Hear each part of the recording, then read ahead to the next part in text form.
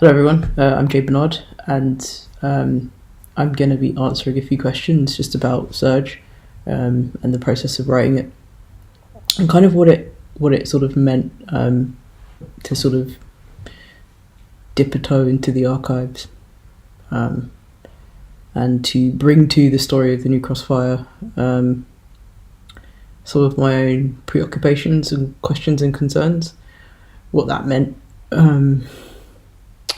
And I guess the book's sort of context, broader context in poetry as well. So the first question is the process of writing. Was it challenging to move from the materiality of the archives to the poetic form, and what was involved? As I answer these, I'm going to read a couple of the poems as well, just to kind of illustrate what I mean. I think the process of writing is always challenging, at least for me.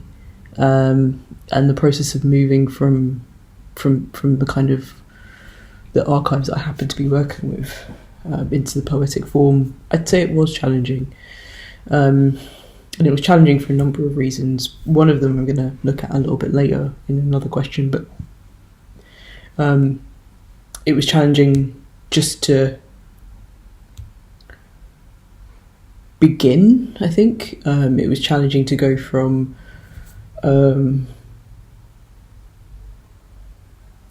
something that had been commissioned for a residency. It was only supposed to be 10 poems long, to something more akin to a collection. And also it was challenging to try to get across some of what I was thinking about when I was writing the poems, some of the problems around writing about a political subject, and some of the problems about writing about a deeply personal subject as well. But specifically when it comes to moving from the materiality of the archives to poetry, well, the funny thing about that is that the archives really lend themselves well to poetry. I find it to be a deeply moving experience. Even the very small archive that I was working at, it's not very glamorous at all. It's a room basically with a box. But I really did feel like I was engaging with the history directly, partly because so much of the stuff came directly from the 1980s. It was the stuff people made. The naivety of some of the posters, you could see that they'd used sort of old-fashioned printing techniques. 1981 was still pre the kind of excessive reproduction of photographs. It wasn't like the way that we have it now. It was actually still quite difficult, and so posters were often purely text. And there's a kind of utilitarian quality to them, as well as a kind of, I think, a deep materiality to that. A lot of exclamation marks, a lot of different sizes to indicate where you should be reading, and so on.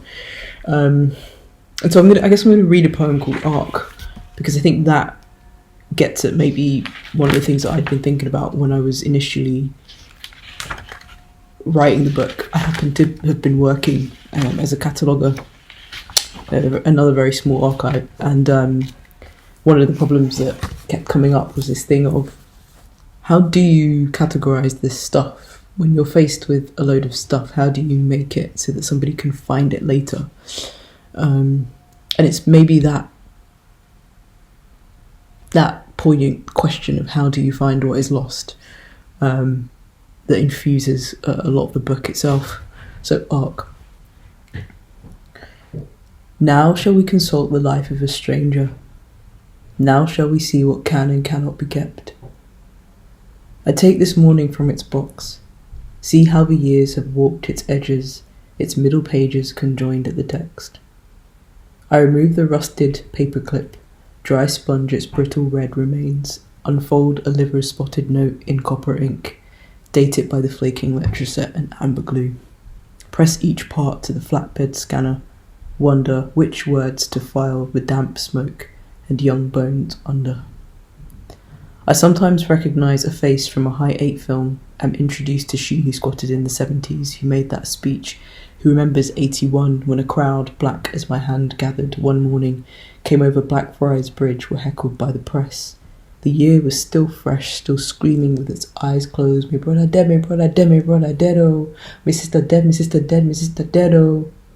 A white-sleeved hat hung from that ledge to better spit at some kid who recalls it by their cup of archive wine. I take this January morning in my hands and wonder if it should go under London, England, Britain, British, Black British, where to put the burning house, the child-made ash, the brick in the back of the neck, the shit in the letterbox and piss up the side of it. I file it, under fire, corpus, body, house. And maybe the second poem that, to me, answers this question is a poem called Bucky. And it sort of comes towards the end of the book where I'm no longer speaking about the New Cross fight so directly. And in fact, I'm much more talking about the moments post Grenfell and the moments when I've sort of like almost gathered the book together.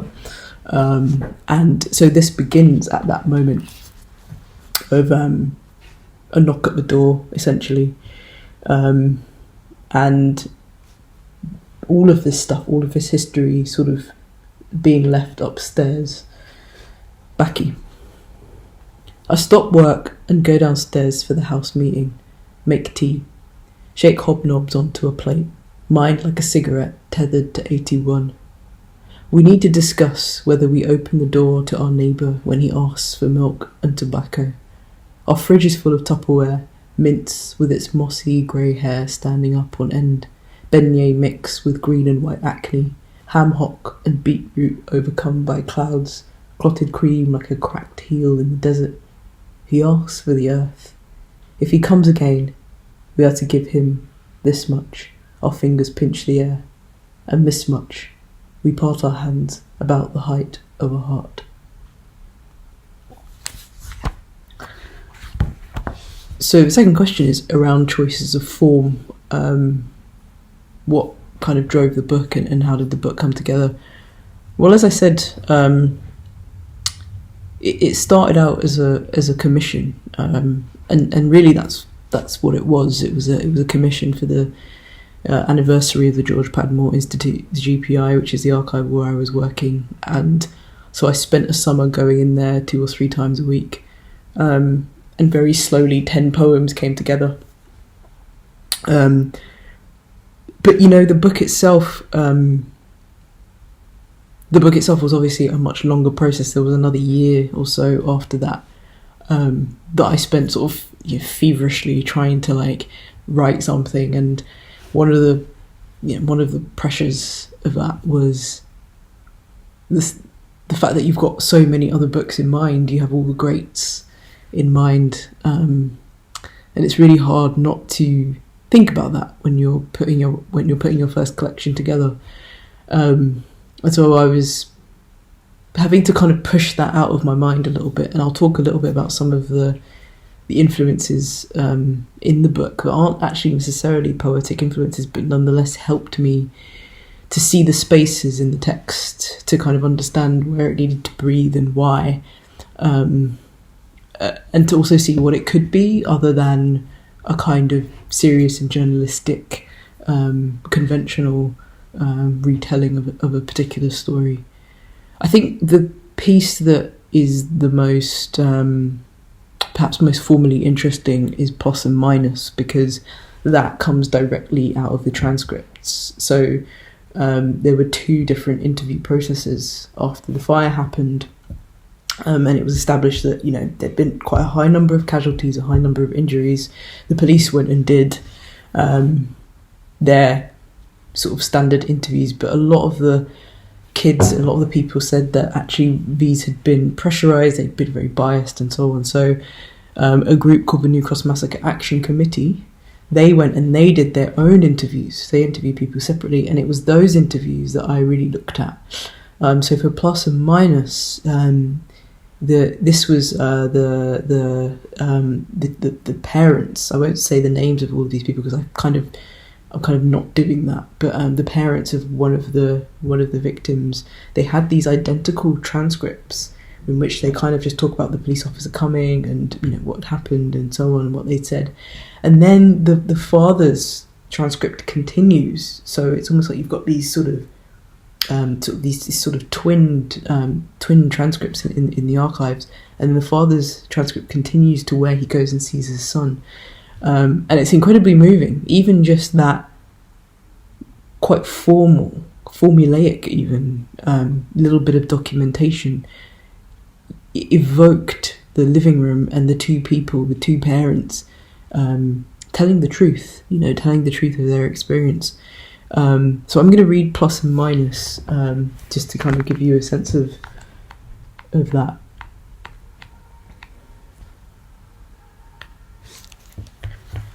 Plus.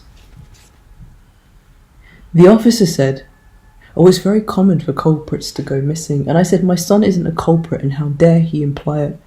And one of the officers stood up by the window and looked out. He didn't want to look us full in the eye. He made it clear. He made it clear from the moment he set foot in the house, the moment he set foot, what he thought of us.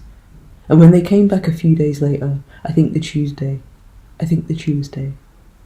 they said, "What were you wearing on the night of the fire?" I said, probably your new trousers." And he said, "Was you wearing a yellow shirt?" I said, "Yes." "Brown shoes?" I said, "Yes."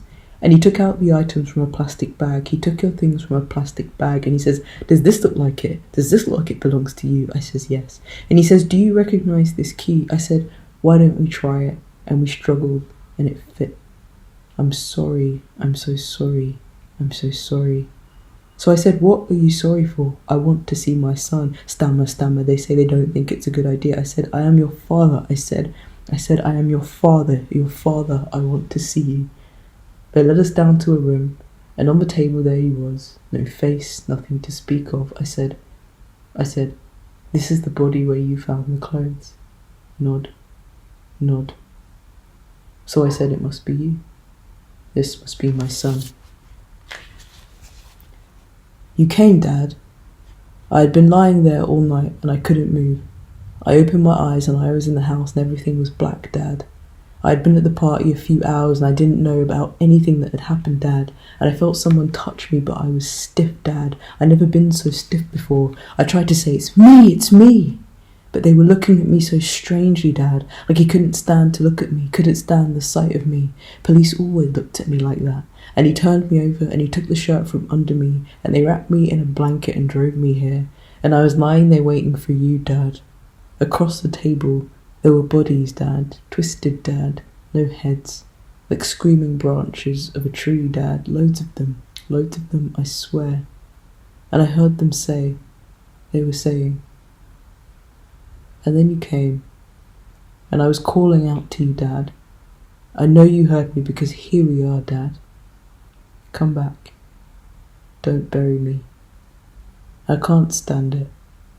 I could barely stand it when the lights go off and I'm here, and spend the whole night listening for you, Dad. I want to crawl between Mum and you, in your bed, in your sheets, Dad. That's the only kind of burying I want. So that's an example of of taking a form directly from the archives, taking some of the repetitions, and the kind of formality of the record, and kind of playing with it really to create a sort of slightly more cohesive narrative. The other one in here actually that I took directly from the archives was a piece called Harbour. There was a bit of footage kind of floating around in the archives that they didn't know where it had come from. I've since found out where it's come from, and it was actually from Newsnight, where one of the mothers describes what it was like hearing the news, and she just repeats herself, and she almost does a little poem, almost. I think it's she's in church, and I think that's kind of the way that she speaks, the way that she's learned to kind of express herself, but there was something about it that kind of like sparked this off. So this was called Harbour. My voice, it was so weak, so sickened, so grieved. My voice, it was so weak, and it broke in the heat. So sick and so sad, my voice, it was broke. So low was the hope that it sickened, I choked, it closed in my throat. My voice, it was weak, so sickened, so grieved. My voice became glass breaking in heat. I called, and no one seemed to call with me. No one seemed to know or see what I had seen. I was so sickened and so grieved. And I said to the child I knew harboured in the fire, jump, Yvonne, jump, Paul, jump. And I said to my God I knew harboured in the fire, jump, Yvonne, jump, Paul, jump. I said, I called, jump, Yvonne, jump, Paul, jump. My voice, it was so weak, Paul, jump. So sickened and so grieved.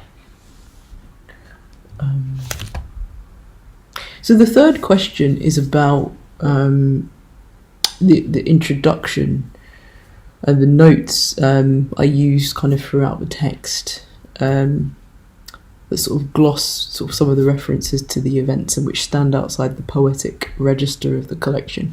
Exactly, and you know, this is a book that I put it together loosely, you know. There's a lot of space in this collection, a lot of air. It's not a linear story as such. If anything, it's got more of the air of a commemoration than it does a documentary or you know, a cinematic retelling, or even a collection that is solely about that. I'm really thinking about the reverberations of the story through one person, and that's kind of me sitting in an archive going through this stuff and thinking about what it means, not only as a piece of history, but what it means to simply have survived all of that history in the first place, and to be here turning the pages and, you know, shuffling through the pamphlets and the documentation of a time when we you know, as Audre Lorde says, we really were not meant to survive. We weren't meant to survive the fire bombings. We weren't meant to survive all of the things that happened before in the colonies and so on. So there was a lot that was kind of like filtering through. And obviously, when I think about survival, I also think about the flip side of my experience, which is, you know, the queerness that I bring to any story. You know, if there's a desire in us to know what happened with the New Cross fire, to understand that mystery, you know, at the centre of the story, which is kind of what I say in the introduction, then equally there's always a desire, I think, to see yourself, to question who was like you know, in that time, who was never documented. And it's almost cheeky, you know, because it's almost a kind of an insertion of the self into a history that doesn't in any way invite it. But when I was writing the book, I knew that I had to do that. I knew that I had to take this and I had to kind of make of it what I would, because I'm not a journalist, I'm not a historian, I'm not a trained researcher, I'm not a trained archivist. I'm actually someone who's very much taken it up as a bit of a vocation, you know. So what did I have? And what I have is the imagination. So yeah, throughout the book, I kind of have these sort of sections in there that are, I mean, I've got images, for example, that are taken sort of directly from the archives. The very first one is one that I really love, which is, it says the police, the press, the silence, and that's directly outside of the house. And then this one is also one that I really love. It's of the families at a reunion, in fact, where they're celebrating the lives of their children. It's not a kind of a typical kind of a protest. And then I've got other bits in here which really, I think, shift the book away from that time. Once I've got the song of Miss D, I kind of move out of that time pretty much altogether. It actually becomes a memory, the New Cross fire. And so I've got like sections here, which is a text message from a friend, in which she says, also, I think the thing about the current moment and loss is the sense that we don't yet have the thing, but we already fear losing it. Which is something that's really resonated with me a lot, especially thinking about Brexit and the current moment. And obviously now, who would have thought, but things have got even more intense with the pandemic and so on.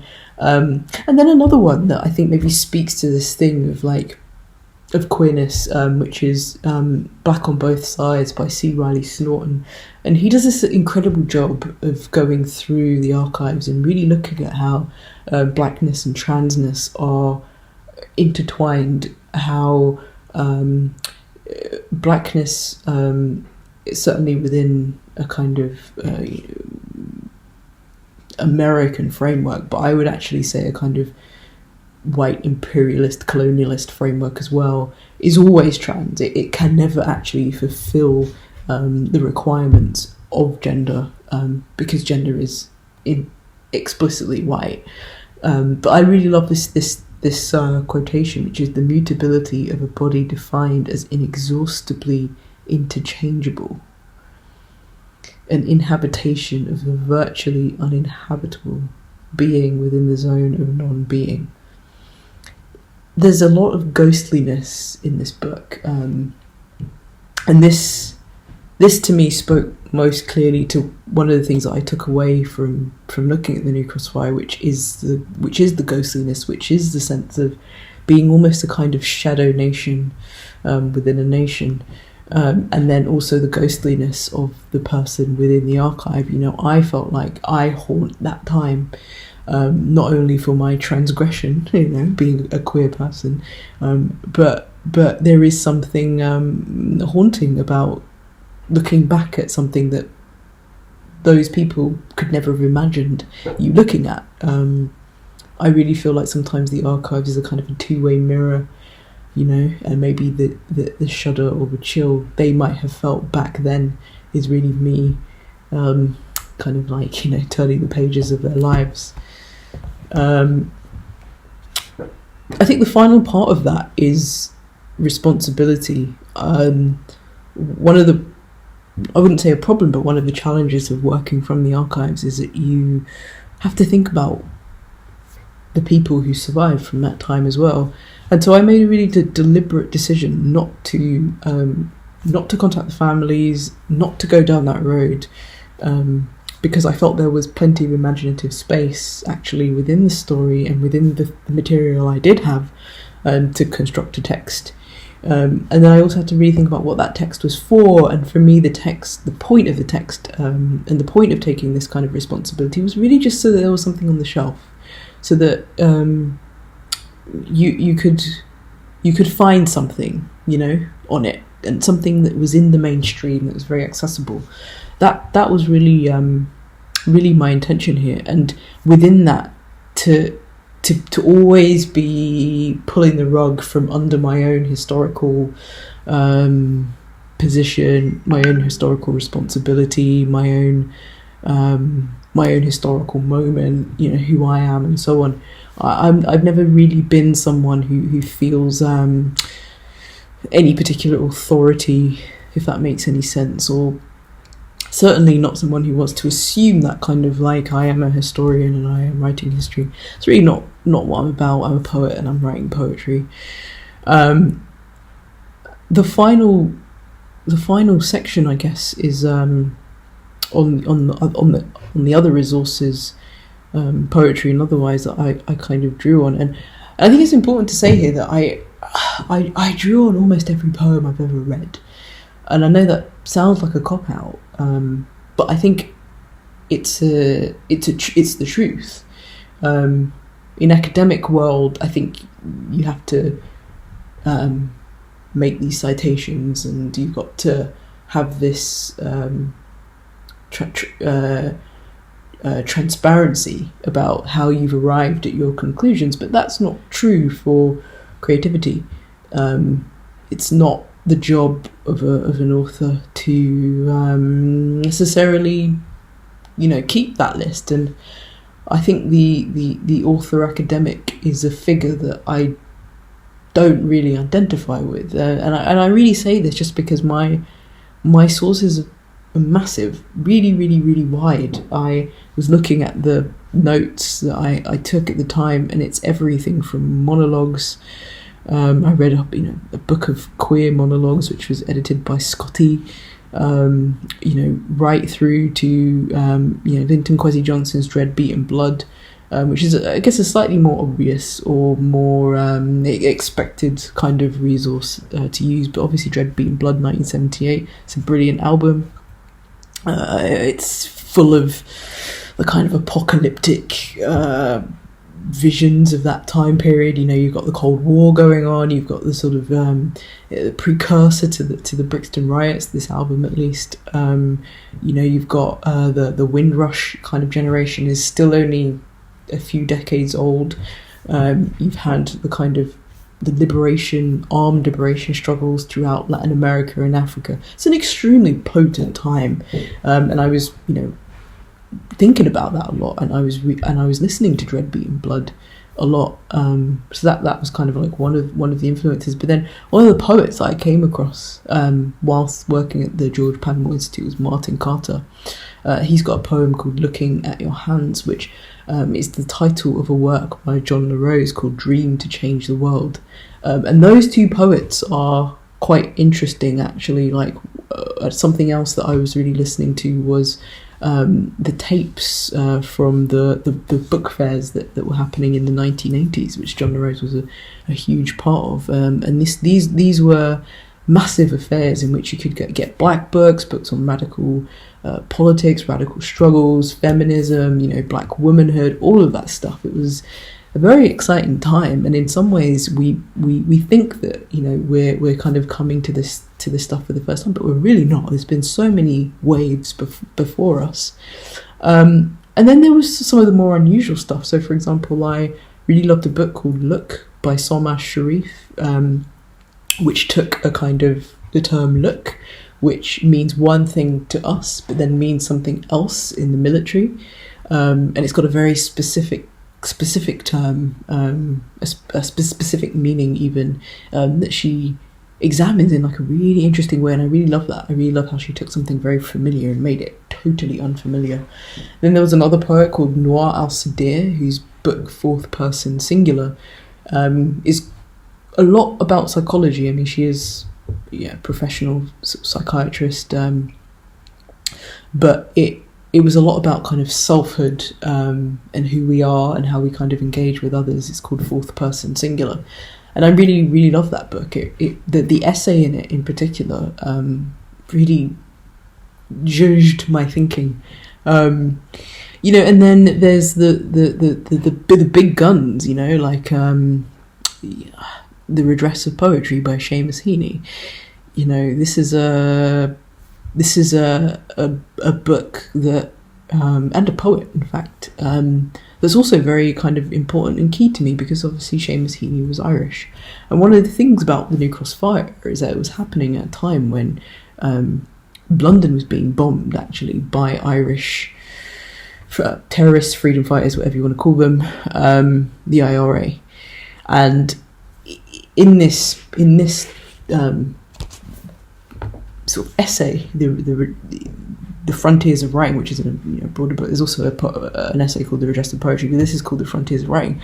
He talks specifically about what it kind of means to be double, to be split, to be Irish and to be working at Oxford. To have his loyalties and his allegiances kind of parted down the middle. And I think it's a really good and really interesting one to come back to, because he's very kind of measured about it, and there was maybe something in there that a kernel of taking a little bit of a step back from the political side of it, and focusing instead on the truth of it. So that was a really useful one, and I think maybe Here's a very short. I kind of want to read the whole thing, if I'm completely honest. But he talks about Wordsworth, and he talks about what he says is when he was thinking about his own position, he says it was a classic moment of conflicting recognitions, self-division, inner quarrel, a moment of dumbness and inadequacy, when it felt like a betrayal to be enjoying the hospitality of an establishment college and occupying, if only accidentally, the room of a British minister, and yet the bind in which I found myself mirrored exactly the classic bind of all Northern Ireland's constitutional nationalists. Constitutional nationalists find themselves constantly wrong-footed or are forced to wrong-foot themselves because of a conflict between, on the one hand, their commitments to cultural and political ideals which are fundamentally Ireland-centred, a conflict between this on the one hand and on the other hand their disavowal of support for the violent means of the Irish Republican Army, an army which operates with preemptive and atrocious force in order to further similar cultural and political ideals. So he kind of just lays it out there, you know what I mean? And he kind of lays out, I think, some of the realities that I think you have to contend with when you're going to write about history. Finally, I would say that one of the poems that has spoken to me in quite a deep way over the years is Derek Wilcox's Ruins of a Great House. This is quite a long poem, so I'm not going to read all of it. But there are little sections of it that have sort of bled into my imagination and have kind of stayed there and maybe infect kind of all other poems that I've ever read or written thereafter.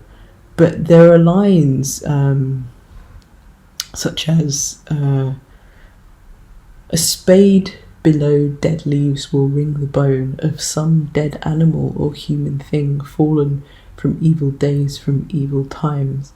It seems that the original crops were limes, grown in that silt that clogs the river's skirt. Like, just so intense. It's so intensely fertile. It's about the death of empire and about the death of colonial rule. And it's about that decay, the decay that is necessary to fertilise the soil of something new. And I married that with another book that I'd read and that I've always really loved, which is Black Jacobins by C.L.R. James. This is an account of the Haitian Revolution led by Toussaint Louverture, and it's one of the great history books, and in particular there's a scene of a young 19-year-old boy really who is being burned at the stake, and he shouts out in the book Black Jacobins, he shouts out, that all of the other people don't know how to die, and he shows them how to do it. And this was such a profound image. I remembered it from when I read the book when I was around 18, right to my very late 20s and early 30s when I was writing this book. And it appears particular in a book in a poem called Window. So I'm going to read this poem as a kind of a final, as kind of final part of this talk. But I kind of married these two things, this kind of rotting house in a manorial lake and all of that, and the sheer power and adventure of the Haitian Revolution. And I kind of took it down, and I took it to Jamaica, actually, or to the Caribbean, and I made the house a shack. And I was really thinking about my own family. Well, they don't live in shacks, that's for sure, but they live in houses that at night take on a certain intensity. There's a gas burning, and there's moths everywhere, and it's very dark, and you can't. There's no street lights outside. there's only vegetation all the way down, really. And I married those three things. And so this is how it turned out. This is a poem called Window. When I could no longer see a window to jump from, I remembered the boy 19, bound so he could not see the other two. When we realised it was only we who remained, he called to us in Creole, "You do not know how to die. See how to die." As though I had seen the charred, yellow soles of his feet myself, as though I had walked him to the stake myself. By a great effort he twisted his body in his bonds, sat down, and placing his feet in the flames, let them burn without uttering a groan.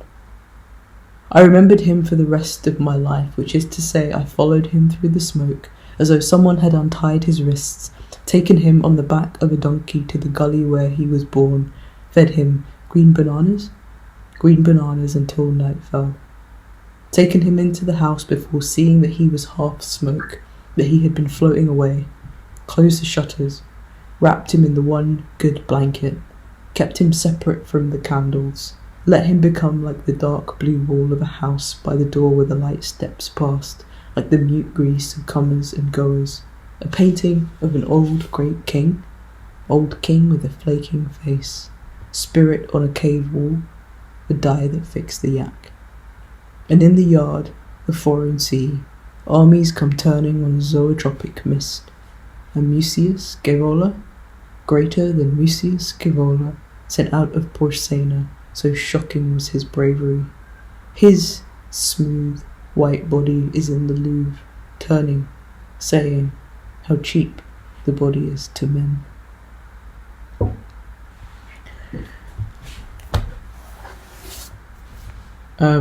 So I hope that was useful in thinking about and exploring Serge, and all the best with your studies.